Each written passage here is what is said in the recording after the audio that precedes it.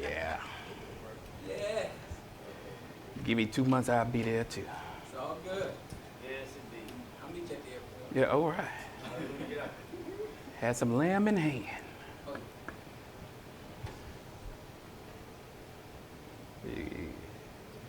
He gonna come up. yeah. There you go. All right. It's in your house. Huh? It's in your house, I king. Oh, hey, that's somebody's grandmama's house. It ain't my house. All right, so I got a lot of questions on the first part from last week, so I decided to do a part 2. And I think it's going to be a little bit informative. I got some good questions going on. You know, I kind of rushed through it before with the whole teraphim and everything. I'm hearing myself a lot right here. All right, that's a little better. So I figure I'll take my time this time on here so we can get a better understanding. All right. You wanted the American Idol, I had to give it to you. All right. So what was one of the main things Yahuah said when said we should never give into? It's, oh, okay. It's idolatry. You get that? All right.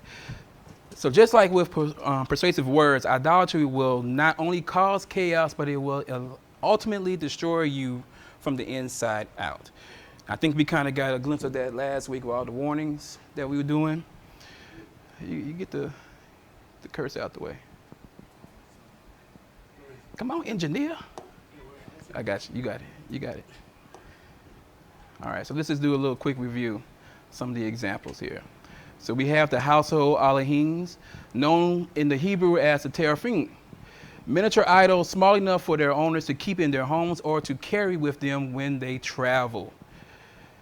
Also got here household Elohim of various shapes and sizes. We're going to get back to this verse right here, but it says, now Rachel had taken the household Elohims and put them in the camel's saddle and sat on them. And Laban felt all about the tent, but did not find them. All right. Now before I was going too fast with it. Now it was. Ooh. All right, so some more examples. We also have Rapha, the root to mend by stitching, i.e. to cure, heal, a physician, repair. And we also have for the Greek in there is icon. And what did we say last week? What was this for? Right here with this doctor. What is this? What we got going on right here? Serpents on the pole. And the pole, right? And what do we have over here?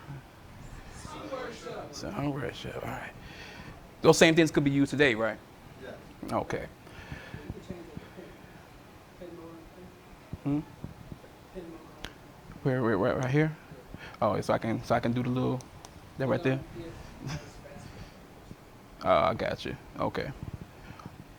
All right. So for the king of Babylon stands at the parting of the way at the head of 2 ways to use divination. He shakes the arrows. He consults the teraphim. He looks at the liver. We're going to come back to that. We're going to break each and every one of those down. All right. So examples of the household Elohims. The carved images of their Elohims you shall burn with fire. You should not covet the silver or the gold that is on them or take it for yourselves, lest you be ensnared by it. For it is an abomination to Yahuah your Elohim. And you should not bring an abominable thing into your house and become devoted to destruction like it. You should utterly detest and abhor it, for it is devoted to destruction. Keep that one in mind, okay? You should not make for yourselves a carved image or any likeness of anything that is in heaven above, or that is in the earth beneath, or is in the water under the earth. You should not bow down to them or serve them, for I, Yahuah your Elohim, am a jealous El, visiting the iniquity of the fathers on the children to the 3rd and 4th generation of those who hate me, but showing steadfast love to those of thousands of those who love me and keep my commandments. We just read that, right? All right. So the first example we're going to look at is Jacob fleeing from Laban.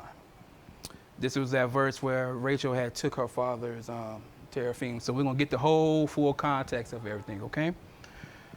So it starts off, now Jacob heard the sons of Laban were saying, Jacob has taken all that was our father's, and from what was our father's he has gained all this wealth. And Jacob said that Laban did not regard him with favor as before. Yahuah said to Jacob, return to the land of your fathers and your kindred, and I will be with you. So Jacob and Jacob sent and called Rachel and Leah into the field where his flocks was, and said to them, I see that your father does not regard me with favor as he did before. But Elohim of my father has been with me. You know that I have served your father with all my strength, yet your father has cheated me and changed my wages 10 times. But Elohim did not permit him to harm me. If he said, the spotted shall be your wages, then all the flock bore spotted. And if he said, the striped shall be your wages, then all the flock bore striped. Thus Elohim has taken away the livestock of your father and given them to me. In the breeding season of the flock, I lifted up my eyes and saw in a dream that the goats that mated with the flock were striped, spotted, and mottled. Then the angel of Elohim said to me in the dream, Jacob, and I said, here I am. And he said, lift up your eyes and see. All the goats that mate with the flock are striped, spotted, and mottled. For I have seen all that Laban is doing to you. So at this point, Yahuah was letting him know that, hey, I see what's going on and I'm going to help you out, right? All right. I am the Elohim of Bethel, where you anointed a pillar and made a vow to me. Now arise, go out from this land and return to the land of your kindred. Then Rachel and Leah answered and said to him, is there any portion of inheritance left to us in our father's house? Are we not regarded by him as foreigners? For he has sold us and has indeed devoured our money. All the wealth that Elohim has taken away from our father belongs to us and to our children. Now then, whatever Elohim has said to you, do. All right. So Jacob Jacob arose and set his sons and his wives on camels. He drove away all his livestock, all his property that he had gained, the livestock in his possession that he had acquired in Paddan Aram, to go to the land of Canaan to his father Isaac.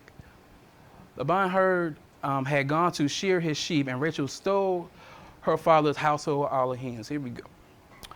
And Jacob tricked Laban,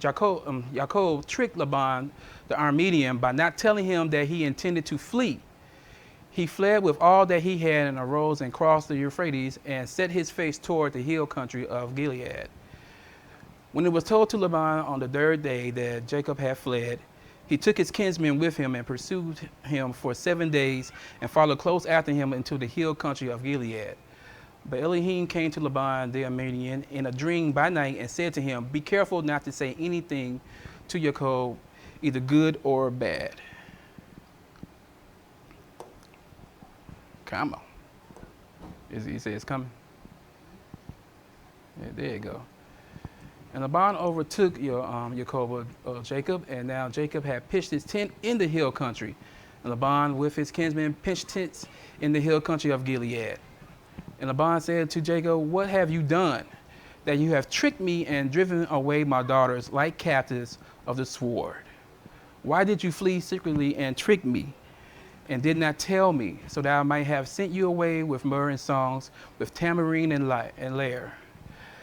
And why did you not permit me to kiss my sons and my daughters farewell? Now you have done foolishly. It is in my power to do harm. But the Elohim of your father spoke to me last night, saying, be careful not to say anything to Jacob or Jacob, either good or bad. And now you have gone away because you long greatly for your father's house. But why did you steal my Elohims? Jacob answered and said to Laban, because I was afraid, for I thought that you would take your daughters from me by force. Anyone with whom you find your Elohim shall not live. In the presence of our kinsmen, point out what I have that is yours, and take it. Now Jacob did not know that Rachel had stolen them, so he didn't know that Rachel had took her father's Elohim, so he just kind of made a death wish, didn't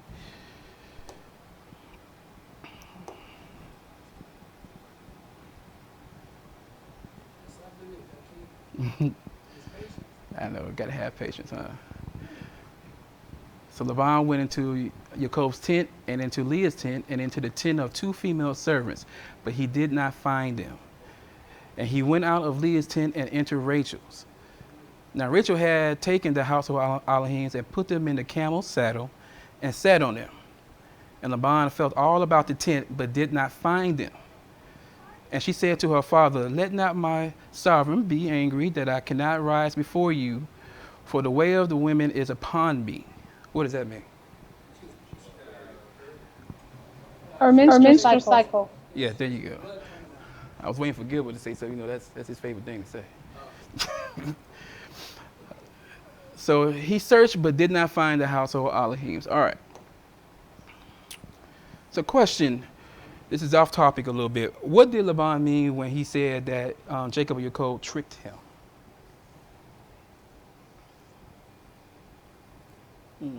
Any guesses?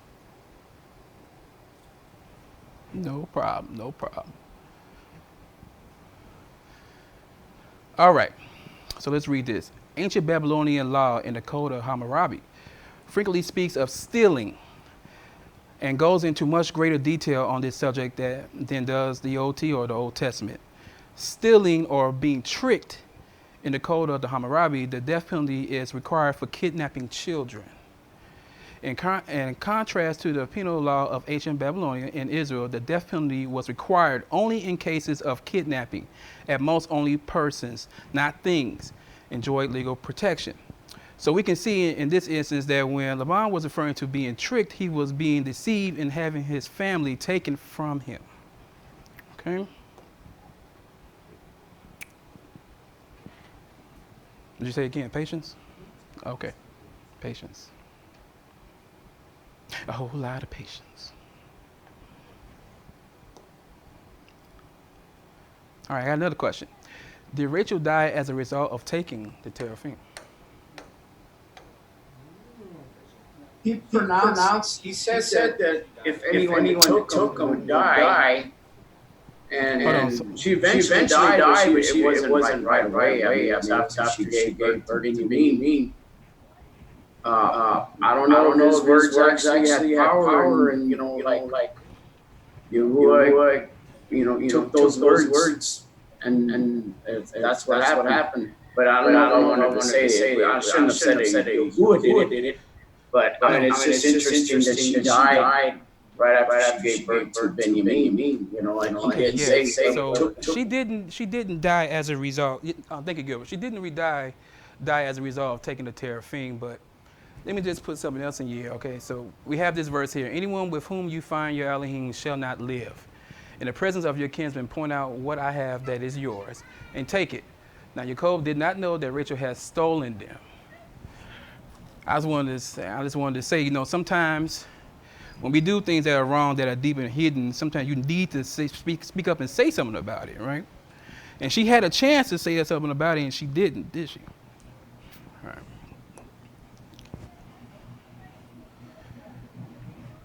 How did Rachel die? Childbirth. Let's read that verse. Then they journeyed from Bethel, where still some distance from Ephrathah. Rachel went into labor, and she had a hard labor. And when her labor was at its hardest, the midwife said to her, "Do not fear, for you have another son." And as her soul was departing, she was dying. She called his name Ben-Ami, but his father called him Benjamin. Now, what does Ben-Ami mean? Or what else could it mean? It has something to do with sorrow.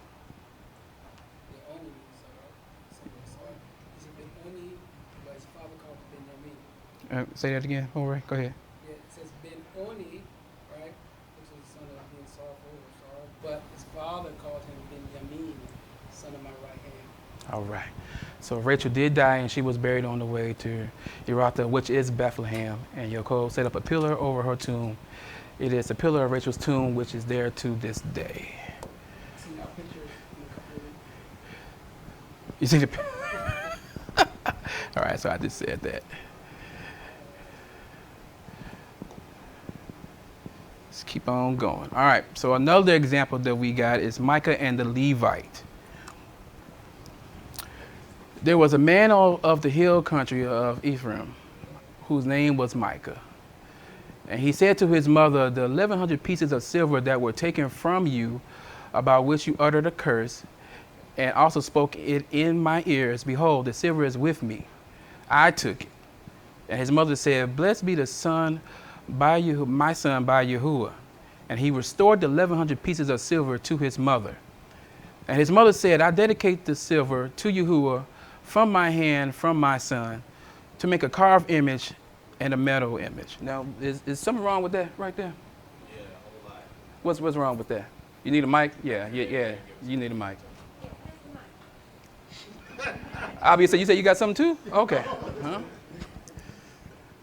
What's wrong with that? So I don't know if they were making that image for the father, or I'm assuming they were making it trying to represent the father, but you're not supposed to make an image of anything, period.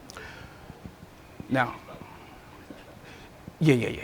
Now, therefore, I will restore it to you. So when he restored the money to his mother took 200 pieces of silver and gave it to the silversmith, who made it into a carved image. Now, I'm going to stop right there for a second. Micah's mother apparently sees no problem with dedicating 200 pieces of silver to make an idol for Yahuah, a clear violation of Exodus 24:5 and Deuteronomy 5:8 and 9. So she's making a mockery of him, right? All right, and a metal image. And it was in the house of Micah, and the man Micah had a shrine, and he made an ephod and a household alahims, and ordained one of his sons who became his priest. In those days, there was no king in Israel, so everyone did what was right in his own eyes. So everybody just did what they wanted to do.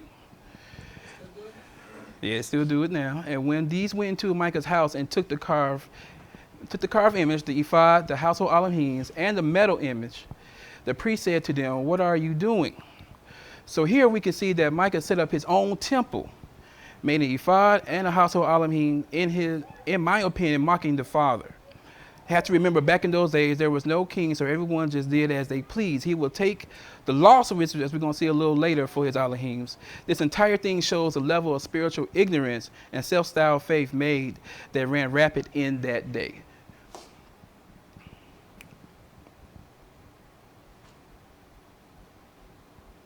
There you go.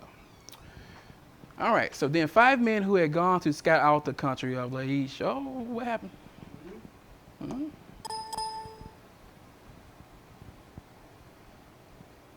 Come on back. Do it again. All right. Had gone on to scout out the country of Laish, said to their brothers, do you know that in these houses there are in ephod, household alahims, a carved image, and a metal image. Now therefore consider what you will do. And they turned aside there and came to the house of the young Levite at the home of Micah and asked him about his welfare.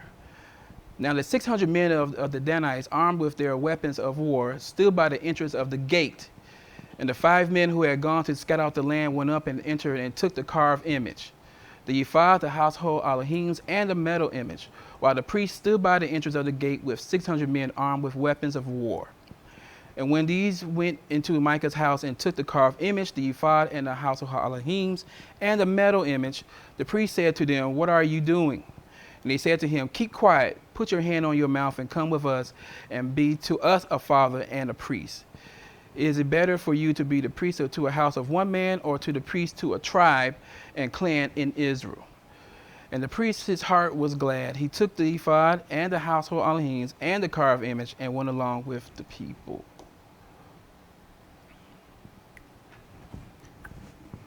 Keep it moving.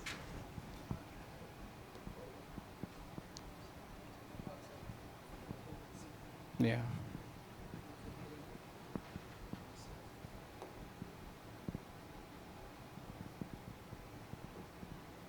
There you go. Did you press that button? Oh, this. So they turned and departed, putting the little ones and the livestock and the goods in front of them. When they had gone a distance from the home of Micah, the men who were in the houses near Micah's house were called out, and they overtook the people of Dan. And they shouted to the people of Dan, who turned around and said to Micah, what is this matter with you that you have come with such a company? And he said, you take my alahims that I made and the priests and go away. And what have I left? How then do you ask me, what is the matter with you? And the people of Dan said to him, "Do not let your voice be heard among us. These angry fellows fall upon you, and you lose your life with the lives of your household." Then the people of Dan went their way, and when Micah saw that they were too strong for him, he turned and went back to his home. But the people of Dan took what Micah had made and the priests who belonged to him, and they came to Laish, to a people quiet and unsuspecting, and struck them with the edge of the sword and burned the city with fire. And there was no deliverer, because it was far from Sidon, and they had no dealings with anyone. It was in the valley that belongs to Betharath. Then they rebuilt the city and lived in it. And they named the city Dan, after the name of Dan, their ancestor, who was born to Israel. But the name of the city was Laish at first. And the people of Dan set up the carved image for themselves. And Jonathan, the son of Grisham, son of Moses, and his sons were priests to the tribe of Danites until the day of captivity of the land. So they went unto Micah's carved image that he made, as long as the house of Elohim was at Shiloh. So basically everything that Micah did, the Danites came and took and made it for themselves. All right. Was any of this supposed to happen? No. So, can I ask a question for something I've never understood? You need a mic, don't you? Something I never understood. How come during the time, all this happened during the time of the judges, right? Mm-hmm. So how come when a king came on the scene, like David or Saul or anybody, they didn't stop this? Because it says it continued to the day of the captivity of the land. Well, David was going to do a little trouble himself, right? Before this. Yeah, that's true. Right? So, I mean, there was no voice. There was no voice for the people, so they just went ahead and did what they wanted to do at that time. Were you going to say something? Well, so to answer your question really fast, it's a time period. So the times of the judges, and then they wind up separating themselves in certain parts of the land. Dan ultimately set up to where they can go. They made their own temple, so they did all the worship, and they prevented at some point from Israel from going down to Jerusalem, and so therefore they were separated for a long time. When the king come on the scene much later, they still had a problem even within the kings, and that's why you notice how David had to go run and hide and a lot of things like that. But that would be a whole different time period. Is what I'm saying. All right. Just to be clear, though, so the teraphims, I don't know if it's going to be the scope of this lesson, but you got to ask yourself a question. If the Most High is doing all of this for Israel, why would they still want idols? Why would they still want something that, if we think about it today, did these idols actually carved images? Did they have power? And if they did, then that would help you understand why they would want these things in their possession. If it didn't, it wouldn't make any sense. So later on in the study, if you notice that a lot of the teraphims were spirits that they would make and have their presence be put inside these carved images, and that these particular spirits, if you will, would help them and guide them and things like that, which you'll, I guess, find later on. So there's a reason why they believed in these teraphims and things like that. So just FYI. Yep. All right, so let's get into actual divination. The word of Yahuah came to me again. And as for you, son of man, mark the two ways for the sword of the king of Babylon to come. Both of them shall come from the same land. And mark a signpost, make it at the head of the way to the city.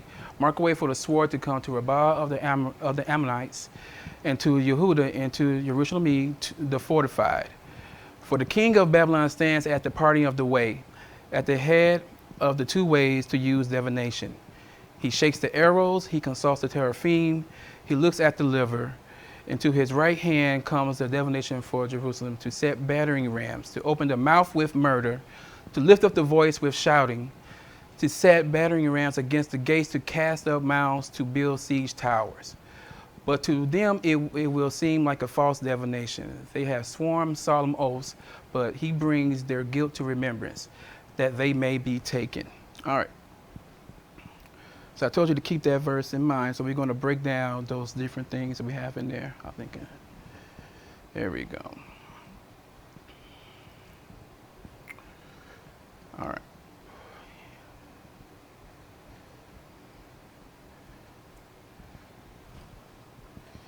It's going to come any minute now.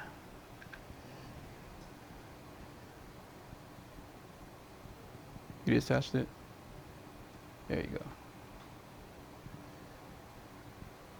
All right, so 3 methods of divination are described here. Shaking the arrows, which is belomancy. Consulting the household Elohims or gods, which is necromancy. And the examination of the liver of a sacrificed victim, which is hepatosophy. Before we take a look at these, let's define divination. Divination is attempts to discover the unknown or the future by supernatural means, involving communication with the spirit world. It is expressly forbidden by Elohim and has disastrous consequences. It is also the ritual action employed to determine the will, knowledge, or plans of deities. People throughout the ancient Northeast and Mediterranean region employed divination to access the domain of Elohims, who they believed could communicate their will or knowledge through dreams, prophecy, or theophany. Yes. Ancient peoples devised methods that thought could force or at least prompt the Elohims into revealing information. Divination was seen as a means for determining divine knowledge, hidden functions of the world, outcomes of future actions, or the future itself. The Bible contains references to and examples of divination in Israel and surrounding nations. All right. Yes. So here's a question. Is divination real? Yes. In what ways? I would say that there has to be some type of spirit, some kind of way that can communicate something to that person. Whether there's something like a medium or something, but whether that thing actually can happen or not is the thing I would say. You want to say that again? Because, I don't think anybody heard So you. now that I have a mic, I was saying that there might be a spirit, or I shouldn't say might, there probably is a spirit that this person is communicating with that is giving them some sort of information. Now, whether that information is giving them will happen in the future or not is the thing I think people can debate. But the actual spirit, the supernatural, all of that, I believe that part is what really is going on. So the reason why it can be accurate is because, remember, time only was made for us in this physical realm. Their realm is not governed by sun, moon, stars. So this is why they can give certain information that can be accurate, because it's not governed by the same time that we're governed by. All right, so I think we remember these definitions from last time for persuasive words, but we're going to see how it plays in today. We have Nakash, root to hiss, i.e. whisper, a magic spell, certainly to divine enchanter. Then we have Nakash, an incarnation, a use of spells or verbal charms spoken or sung as a part of a ritual of magic. Also a written or recited formula of words designed to produce a particular effect. Or augury, the divination from auspice or omens, and enchantment. And auspicious is a divine or prophetic token. And then we have an omen, which is an occurrence or phenomenon believed to portend a future event. You like my chicken's foot? Your chicken's foot, or or remember those 2 dogs we saw in the beginning. All right, so for actual definition, the definition is kasam, a root to distribute, i.e. determined by lot or magical scroll. And then we have kasim, a lot also definition includes in its fee, oracle, reward of divination, divine sentence, or witchcraft. Hit that space thingy. All right, so we're going to begin with the first one from Ezekiel 21:21, which was belomancy. Belomancy was a method of divination by arrows, a number of which were marked in certain ways, then mixed and drawn at random. My people inquire of a piece of wood, and their walking staff gives them oracles. For a spirit of whoredom has led them astray, and they have left their Elohim to play the whore.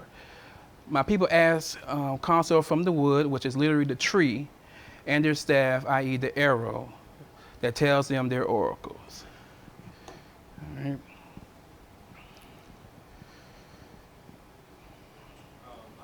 Go ahead.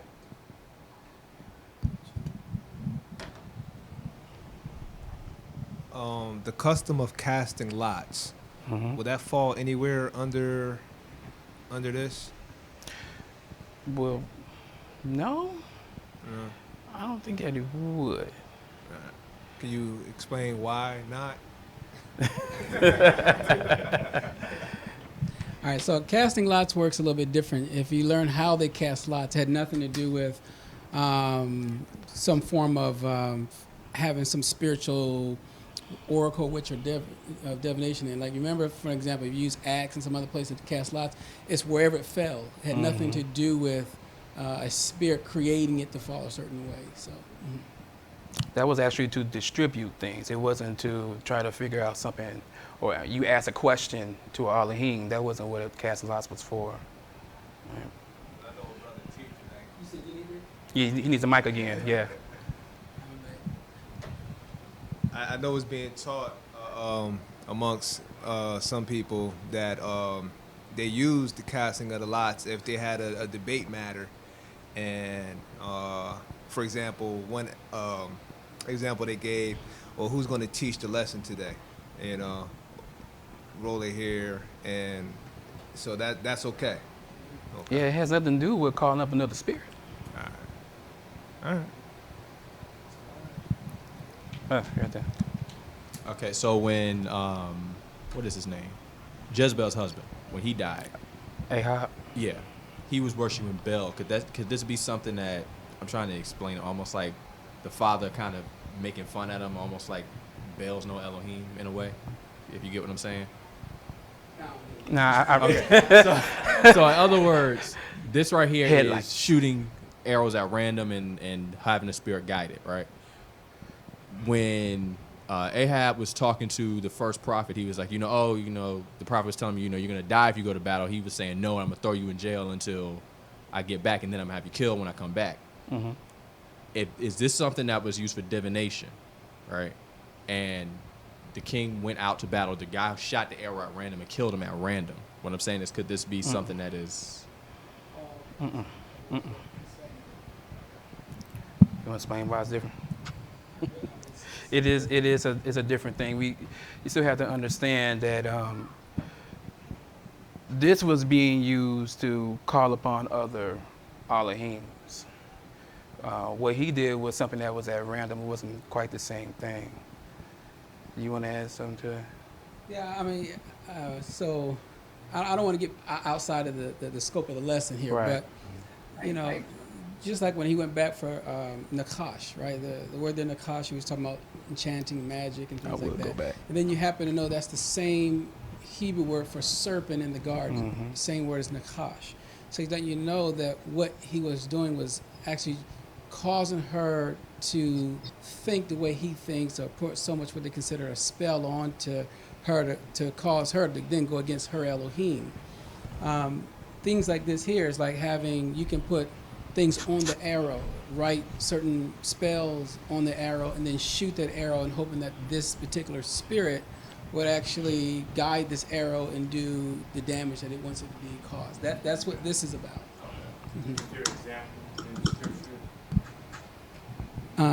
When it comes to the lesson, I'm only just a humble servant here, allowing the brother the moray to do his lesson. If he has a scripture, I will definitely expound on it. If not, we'll have to talk about some other writings. Okay.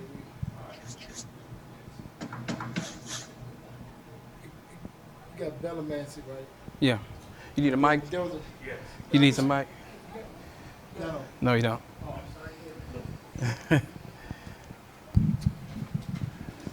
All right, you have Bellamancy, but was there a time when Yahuah used arrows as a means of communicating his will? Example? Yeah, I was about to say example. Let's see, 2 Kings 13. What happened to it? And the prophet Elisha comes to the king, and he says he's sick, he's getting ready to die, but he's about to go out to battle. He says, take the arrows and strike them upon the ground. And so the king's not thinking, what's this going to do for me winning the battle? He strikes the arrows on the ground, and then he says, shoot the arrow. And he called it the arrow of Yahuah's deliverance. But he said, he only struck it like 2 or 3 times. Then, so that's how many times he was going to win the battle. He said, if you just continually struck, you would always overcome your enemies. So it's the contrast.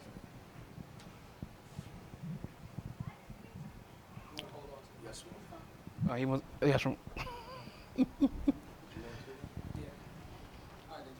Go ahead. So again, we got to make sure we understand the difference. That's what I'm saying. There's a difference between, it's like someone saying, mark this, right, and this will happen, versus someone enchanting something onto something and then believing in that. So the Father doesn't enchant nothing. You brought mark it out. this is what will happen, and I'll tell you this will happen on that day. So it's more or less like a prophecy or something that he will do, versus in necromancy, it's a little, well, we haven't got to that part. So, Elemancy is a little bit different.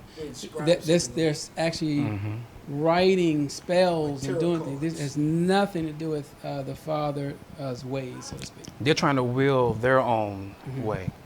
They're trying to use another Elohim in order to do it. This is much different, right? Any other questions? It's good stuff.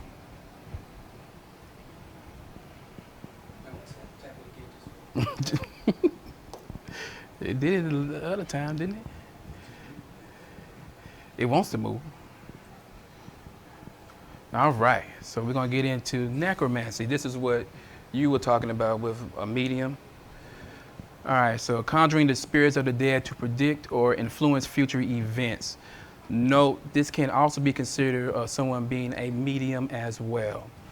One possessed by or consulting a ghost or spirit of the dead, especially for information about the future. If a person turns to mediums and necromancers, whoring after them, I will set my face against that person and will cut him off from among his people. Do not turn to mediums or necromancers. Do not seek them out, and so make yourselves unclean by them. I am Yahuah, your Elohim. There shall be found none among you anyone who burns his son or his daughter as an offering, anyone who practices divination or tells fortunes or interprets omens or sorcery, or a chamber or a medium or a necromancer, or one who inquires of the dead. We're going to see an example of this. I think it's better. Question? Okay. Yeah, Go ahead. So I've noticed, and it might just be me, so Yes. please let me know. I've noticed all the pictures you have. Here we go. Let me tell you something, okay? It ain't too many of us that clicked it when I get these pictures. Give him a break, Maury. Come on, he's doing the Do you best want me he to go into can. Google and say pictures of necromancy? Showing a wonderful presentation presentation here, and What you want me to he's do? working with the material that he has. I wasn't talking about the color. I was saying it just seems like it's a bunch of women. Oh, shit. Now you're going to change it up. We know where you're going. All right, lesson over. A lot of women in these pictures. You trying to get me hurt. All right. Shaul and the medium of Endor. My goodness. In those days, the Philistines gathered their forces for war to fight against Israel. And Achish said to Dawood or David, understand that you and your men are to go out with me in the army. And Dawood or David said to Achish, very well, you shall know what your servant can do. And Achish said to David or Dawood, very well, I will make you my bodyguard for life. Now Samuel had died, and all Israel had mourned for him and buried him in Ramah, his own city. And Shaul had put the mediums and the necromancers out of the land. All right. The Philistines assembled and came and encamped at Sunaim. And Shaul gathered all of Israel, and they encamped at Gilboa. When Shaul saw the army of the Philistines, he was afraid, and his heart trembled greatly. And when Shaul inquired of Yahuah, Yahuah did not answer him, either by dreams or by the or by prophets. Then Shaul said to his servants, seek out for me a woman who is a medium, that I may go to her and inquire of her. A woman, huh? Oh, okay. And his servant said to him, behold, there is a medium at Endor. So Shaul disguised himself and put on other garments and went, he and 2 men with him. And they came to the woman by night, and he said, divine for me by a spirit, and bring up for me whomever I shall name to you. The woman said to him, surely you know that Shaul has what Shaul has done, how he has cut off the mediums and the necromancers from the land. Why then are you laying a trap for my life to bring about my death? You got a question? Baruch says, a wild woman. Yeah, you did start that. He said he's asking a wild woman. All right, so just keeping it simple. A lot of the times, it's not a strange thing to know that in the scriptures, the women had a lot of power in what they did, and from what they can do, how they can do things, and the men were more gullible, if you will, in a lot of areas, and so the women were a little bit more in tune, if you will, with the spirit realm. Without me really going into how that works, they were more or less in tune with that, and they always wanted some form of power. And I will probably stop there until you that's a whole nother. So, because at some point when we go back over the male and the female and certain things that took place in the scriptures, and even now, that story still happens, and there's other writings that talks about. When I saw the writings, I'm saying like there's other. If you believe in apocryphal writings or Dead Sea Scrolls, they talk about why women do those things, versus like men. I'll give you an example. So let's say a man is very controlling or over controlling or something to that effect, and women realize that they have no power. So to get power, they would seek outside sources to get that for their relief, for other things like that. But for right now, I'm just simply stating that, and that's why you see in Mishnah Proverbs, it's heavy on women as well, because it talks about seducing and some other stuff like that to get their way, because they were not able to get their way in certain things. So I'll leave it there up until the time we do go over all of those things, and then we'll revisit that.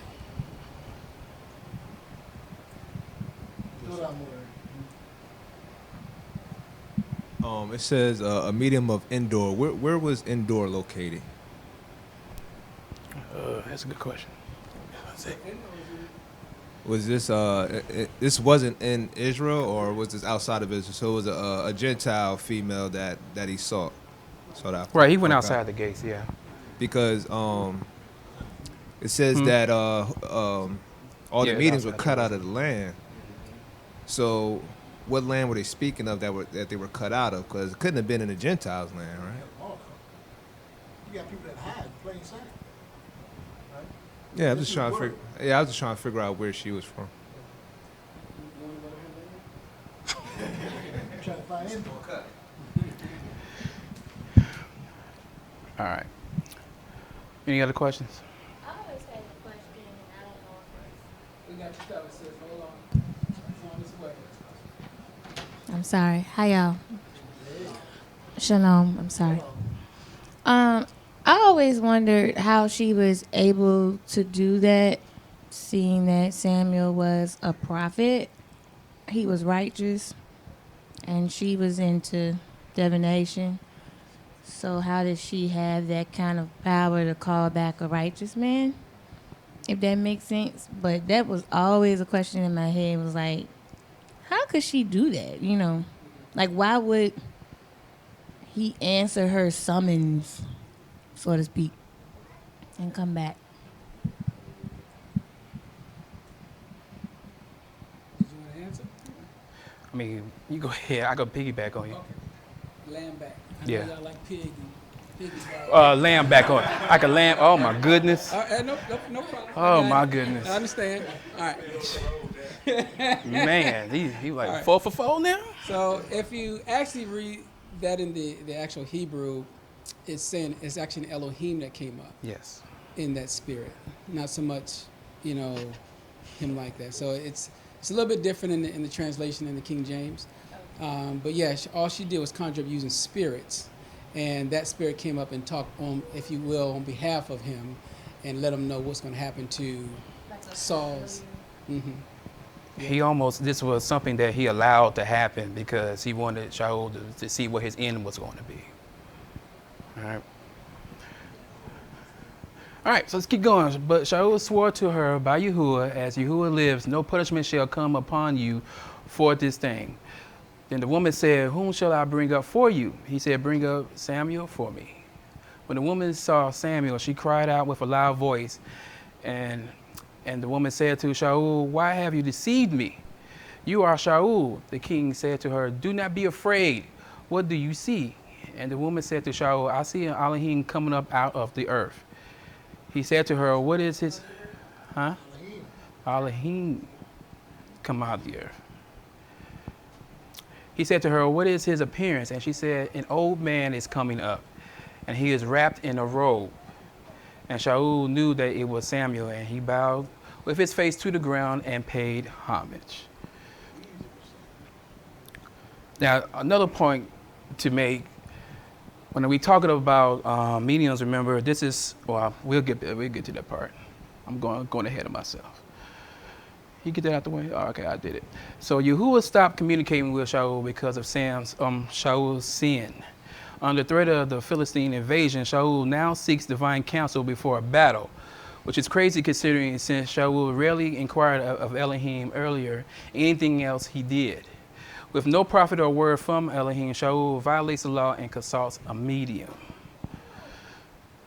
All right.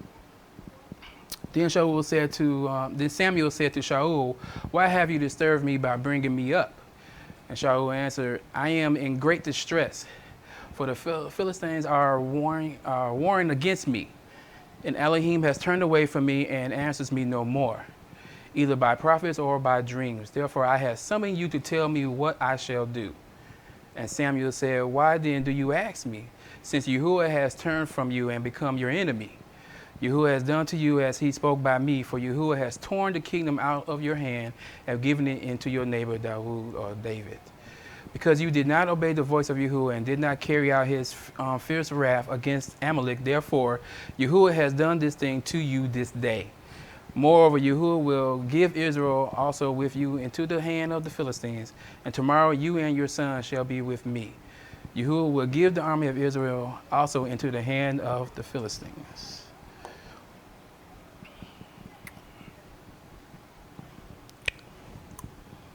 Okay.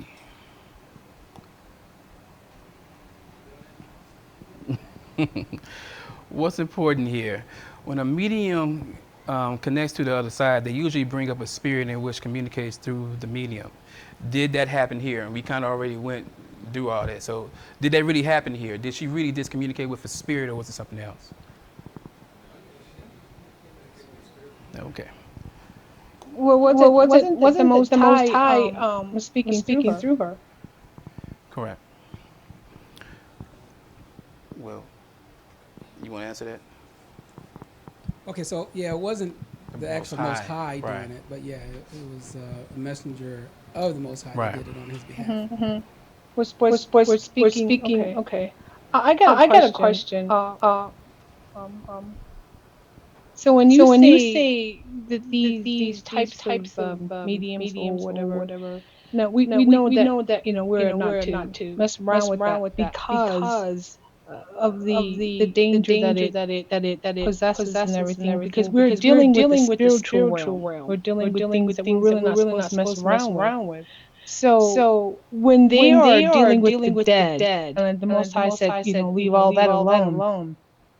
So in reference to the dead, in reference to necromancy, these are dead spirits that these people are dealing with, and because they're dead spirits, are we talking about that there are evil mighty one attached to these the spirits? Go ahead. Okay, so in necromancing, these spirits or demons. They're demons, yes. Are not technically dead. So they're going to be, they're really alive. They're not realistically dead. So I guess I said that way first. Number two is, so what they do is they do play on certain things, and depends on which, let's say, scripture you're referring to. They have that authority. Remember, someone has the power of the air for right now. What we're wrestling with, principalities, things in high places. There are things that are out there that will mess with you. Different types of familiar spirits and things like that. Right. So we wrestle not against flesh and blood, but in principalities, spirits in high places. So that's basically what that's talking about. That these spirits that are around us, these are evil spirits per se, and they're always going to mess with us, especially the ones that are doing good or trying to do good. And so we have this negativity, these evil spirits around us to try to distract us and keep us off the path, and so on and so forth. So this also plays a part of these entities being on our plane. What it does is it opens yourself up for certain things. Okay. Basically. Remember, when you say our plane, you remember your channel is you're made up of spirits. You're made up of a neshama, chai, life, ruach. You're made up of these things. Remember, we're an image likeness of Elohim. So you have these things, and what they're going to use is the thing that is spiritual in you. Right. To go against us. Remember I said before, they're going to try to find that niche in order to get what they want. Right. So that's what they do. Okay. Toda. It's always been my understanding that, like, when it speaks about the powers and the principalities, that those are different types of angels or fallen angels. Am I understanding that correctly? Okay. Yeah, that's a whole nother can of worms right there. Right. But So essentially, I mean, that's where you're getting these spirits that, that someone might be speaking to. Essentially, this is where you're getting all this from. Right. If you really think about it. Right. Because who had to teach these people this stuff? Exactly. And I think it speaks about that in one of the scriptures, that it was the fallen angels who taught them all of these different things, from, jewelry, makeup, and war. That was in the book of Enoch. It was in I don't mean to cut you off, brother, but that was in the book of Enoch, which they so conveniently took out. Trustee O. King James there. Yeah. All right. Good stuff here. All right. So the technique of necromancy was labeled as ventriloquism. The LXX uses Ingelgrass Trimethios, a ventriloquist, a person who can speak or utter sounds so that they seem to come from somewhere else, especially an entertainer who makes their voice appear to come from a dummy of a person or animal. You see a lot of that every day. Hepatoscopy, a method of divination performed by examining the liver of a freshly killed animal. I ain't gonna put it on there though. Examine the liver. The Babylonians practiced hepatoscopy, a method of predicting the future by examining the livers of slain animals and noting any significant marks. I don't know. Well, yes, it's a whole lot going on to the liver. I'm going to show it down. You just, for your own leisure, your own study, look up the Hebrew word for liver, and then its verbs behind what liver is for, its functions, and you'll see exactly why the liver. All right, so looking in the liver, astrology rose from hepatoscopy and points out that the common designation for planet amongst the Babylonians is a compound ideograph, the two elements of which signify sheep and dead. The sacrificial sheep was offered to the deity especially for the purpose of securing an omen. Hence, when the planets were used as omens, this name of the slain sheep was naturally applied to them, even as augury. On the famous bronze model of a liver found near Piacenza, and which dating from about the 3rd century BC was used as an object lesson for instruction on hepatoscopy, precisely as the clay model of a liver dating from the Hammurabi period was used in Babylonian temple school. When we find the Azure deliverer divided into 6 regions with names of deities inhabiting them corresponding to divisions of the heavens in which the Elohims have their seats. While on the reverse side, there is a line dividing the deliverer into day and night. So this is why they use it. This is when they ask them those certain questions, what I'm saying, they had it set up so whatever answer they were getting, they'll be able to tell by this. Is something you want to say to that? We'll keep on going. All right. The liver was regarded as a microcosm, reflecting the macrocosm. In other words, the liver of the sacrificial animal, from being originally a reflection of the soul or mind of the Elohim to whom the animal was offered, was brought into connection with the observation of the heavenly bodies, revealing the intention of the Elohim acting in concert. Their idols are silver and gold, the work of human hands. They have mouths but do not speak, eyes but do not see. They have ears but do not hear, noses but do not smell. They have hands but do not feel, feet but do not walk, and they do not make a sound in their throat. Those who make them become like them, so do all who trust in them. Any questions so far? Y'all may ask some other questions. Yosef, you got a question? Okay, let's make sure. So all of this was done to just to get an answer to whatever question they were asking the particular Elohim. That's what we're trying to say this whole time with the Belamancy and everything else. This was to get a certain response from the Elohim that they were trying to get it from. All right. This is what the other nations did. This is one of the main reasons why the Father was so against it. There are many components to this in which when the people of Israel did it, it just pushed them further and further away from the Father because they were starting to consult other things instead of coming to Him like they were supposed to. You going to say something? Okay, so I know I said it really fast to you, but I really want people to take the time and say, do you believe that the way the Father made us, eyes, ears, smell, senses, liver, heart, everything He made had a reason for it. He's always talking about after your heart. He's always talking about your smells, your senses, your eyes. Everything that He's made or how we're created, specifically in image and likeness of Him, has a meaning behind it.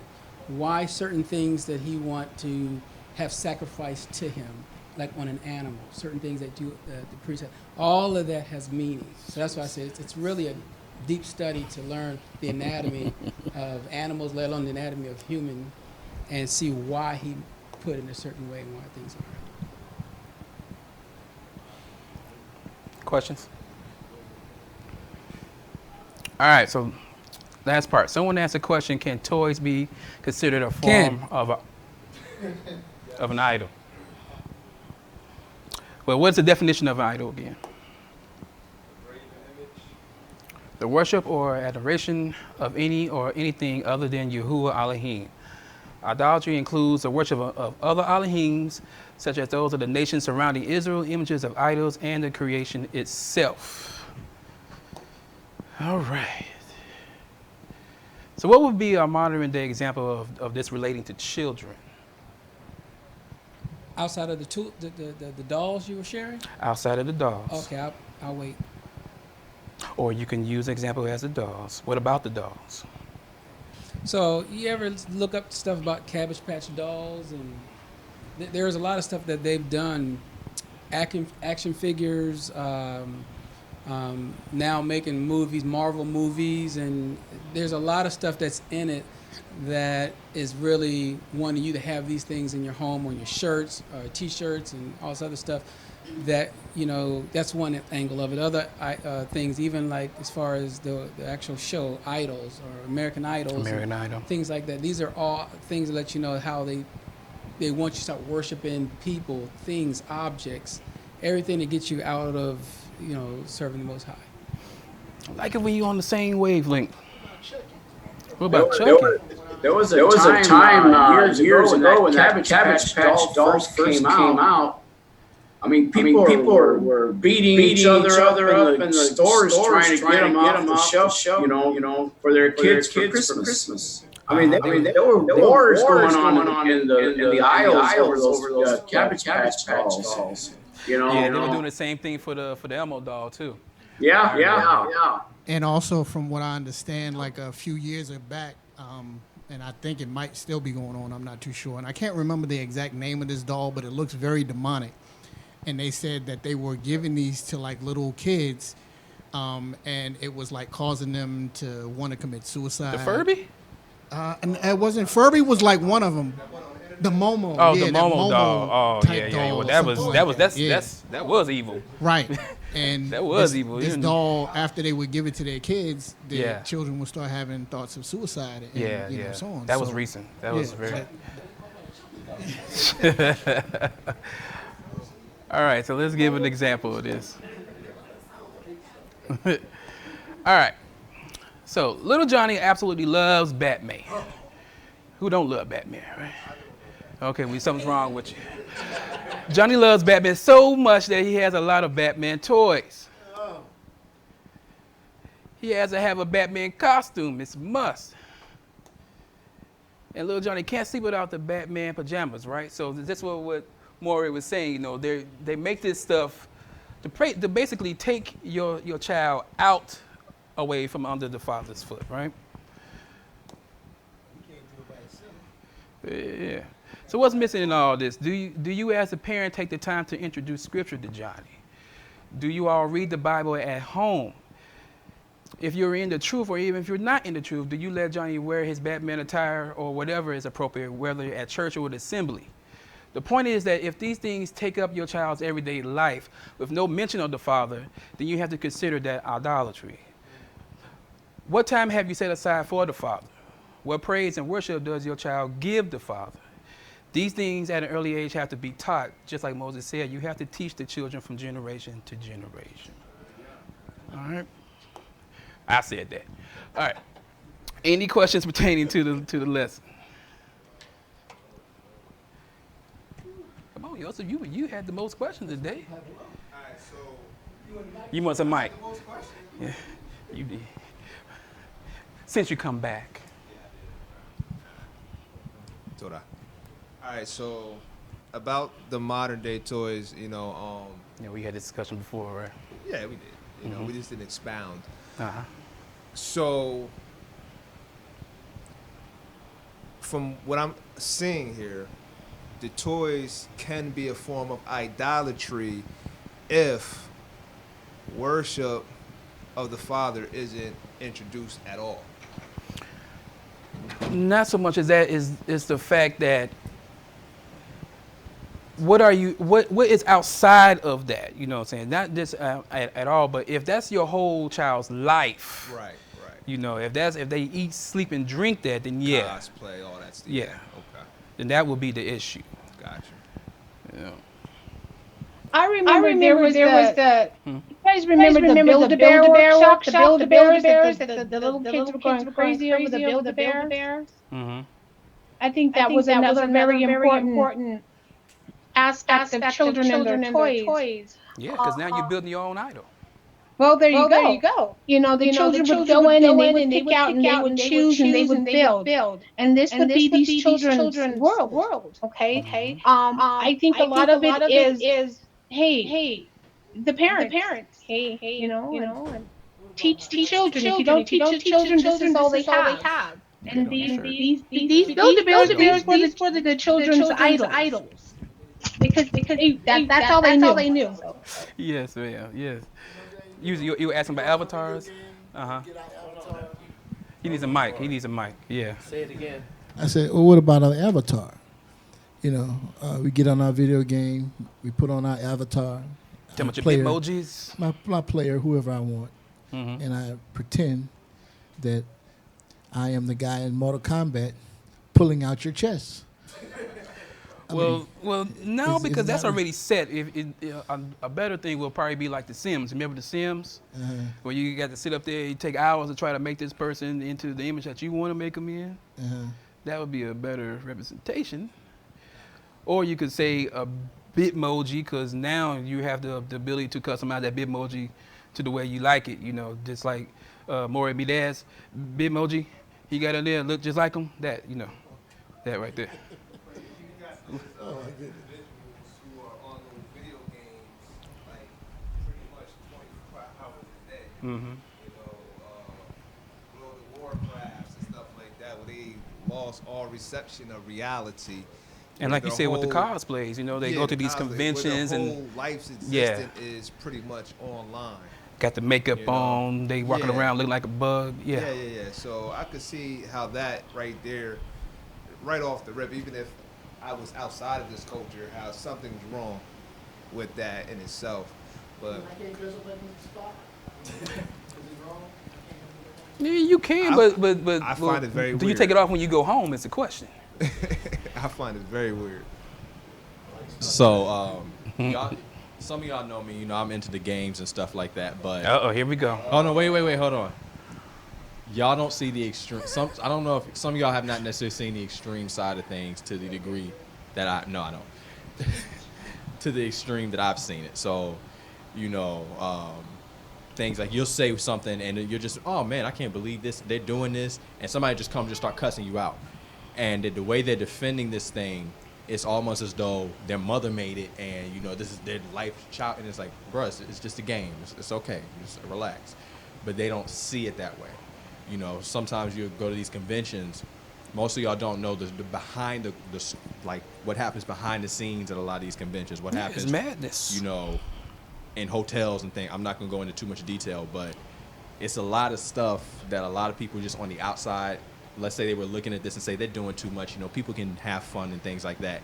A lot of people don't know what happens behind the scenes. A lot of people do not know what happens at these conventions, the stories, the assault, the stuff like that, because somebody has seen somebody that, let's say there's a character that's a fictional character, but they've, in their mind, always wanted to do something to this fictional character. They see somebody dressed like them, and now all of a sudden, they're mad because completely you doing what I wanted to do. Yeah, or you have somebody like you tell on yourself a little bit, don't it? Yeah, something like that. Sound like you tell on yourself a little bit. You'll have a character who let's say they're fictional again, but they're white in real life, or they're Asian in real life, and now a white person is dressed like them, and now you have this huge fight because you're not Asian. How can you dress like this fictional character? Yeah, it sounds. I'm just saying. YouTube gonna take this video down. A lot of the stuff goes way too far in terms of how idolatry and things like that. So now, with saying all that, equivalent that to what we've been talking about. So in other words, what I'm saying is when it becomes that serious, when it becomes that where they can't separate just this is a fictional character to this is something somebody made up, and I might like I'm entertained by it. As opposed to this is something that needs to be treated with the utmost respect and utmost. It's no longer just entertainment at that point. It's now idolatry. It's their Elohim. Yeah, they've literally made it Elohim. Going back to divinations, particularly the one with the arrows. Bellamancy. What was it? Bellamancy. That would that also encompass like fortune cookies? Well, if we look at what they did with the extra arrows, remember they wrote something on them, right? And then whatever question they asked the Elohim, they asked that question, and then what they do with the arrow. Okay, sent it on its way. They sent it on its way. Okay. So we ain't really doing the same thing with a fortune cookie. Fortune cookie was basically trying to give you a little fortune or a prophecy. Yeah, it's okay. It's all right. Also, too, like getting back to what the brother was saying about the video games and like how people take this to a whole nother level. I mean, honestly, we could see that in popular sports, basketball. Yeah. Oh, yeah. I mean, in the way they argue over football teams, and if you listen to the language in which they say, they'll like, we did this, or we did that. Yeah, it is always. It's like they are putting themselves as a part of that team, and exactly. I mean. You got like entire fights and things like that, cities being burned. Oh, yeah. Recently, there was some sort of situation where after, some sort of game that happened and they got upset or got excited or whatever the case was, and they ended up burning, part of a town, as a result of it. So, I mean, even in that regards, right. Even in that regards, there's an example. See, it's going to be a fight up in here. See there? And very interesting because I'm listening. Could this also be a form of possession? Well, if you're going to say possession, then you have to look at what is that That's object. like taking over your common sense, something that's taking over how you would normally handle things. But it gets so out of control until it brings about negative consequences. Well, that's what Yahuah said, right? He said it would ensnare you, Mm-hmm. right? So it would literally take over you the more that you dabble into it. That's why I said it would take you further and further away. Now, this was just we looked at really the physical part of it, but the spiritual part of idolatry goes into a lot more of that. Yeah. Okay.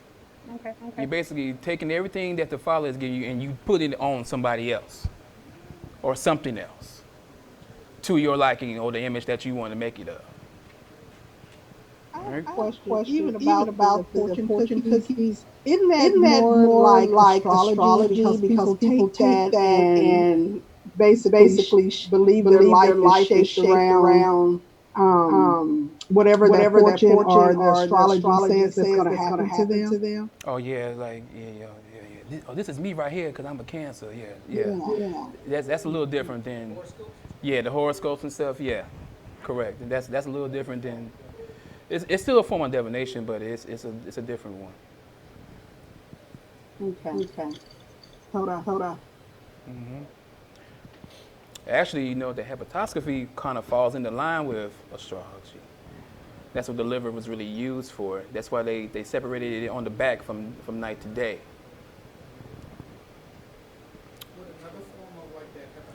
He needs a mic. He needs a mic.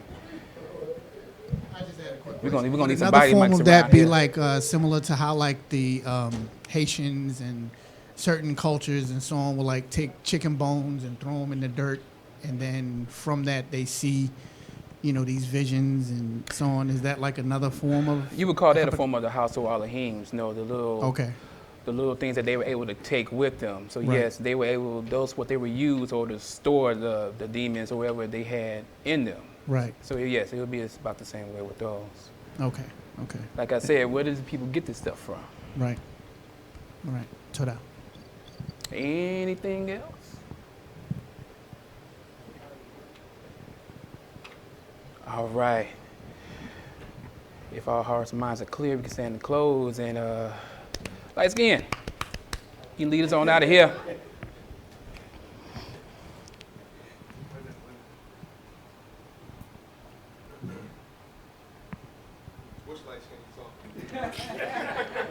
Oh, that's a good point. Yosef, can you lead us out here? It's too many of y'all, too many. Baruch Hashem, Yahuah, Baruch Hashem. Todah for another Shabbat day that we could come and gather and hear your word and learn about your ways. What is an abomination, so that we can steer clear of it, so that we will not make our lives detestable and bring destruction upon ourselves and upon our nation, Abba. Todah for the love that you continually show us and the favor that you have upon us when we ourselves are ignorant of your Torah and things that you instructed us to do. Things that we may have been passed down to our children unknowingly, which may have upsetted you, Father. Continually reprove us, correct us, and those who are wise will hear that correction and remove it from their lives and from the children's lives so we can move forward in righteousness, Father. I thank you for all that you have shown us. I thank you for the mores today that imparted their knowledge into us. Thank you for the hands that are preparing the food for us, Father.